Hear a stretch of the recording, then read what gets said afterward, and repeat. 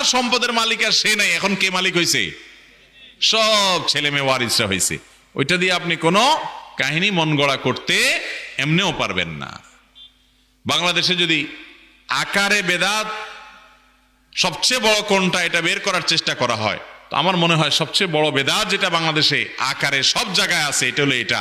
অনেক মানুষ নিজেও জানে যে এটা বেদাত বা এটা ইসলামে নাই, তারপরেও করতে বাধ্য হয়, কারণ না করলে এলাকার মানুষ দুর্নাম করে, বলে যে না এই ছেলে মেয়েগুলো মানুষ না, বাপটা মরে গেল মাটা মরে গেল, কাউকে দুটো ভাতও খাওয়ায়নি। এই কথার ভয়ে অনেকে এটা করে। আপনারা একটু খেয়াল করে দেখেন তো, আপনাদের এলাকায় হুজুররা কয়জনে এটা করে, একটু খেয়াল করে দেখেন তো। আপনার ইমাম সাহেবের বাবা মারা যাওয়ার পরে এরকম জিয়াফত দিয়া খাওয়া এরকম কয়জন আছে, বাইর করেন তো দেখি। অথচ 5 ওয়াক্ত নামাজ আপনিও পড়েন, ইমাম সাহেবও পড়ে, তাহলে বোঝা গেল এখানে একটু ভেজাল আছে।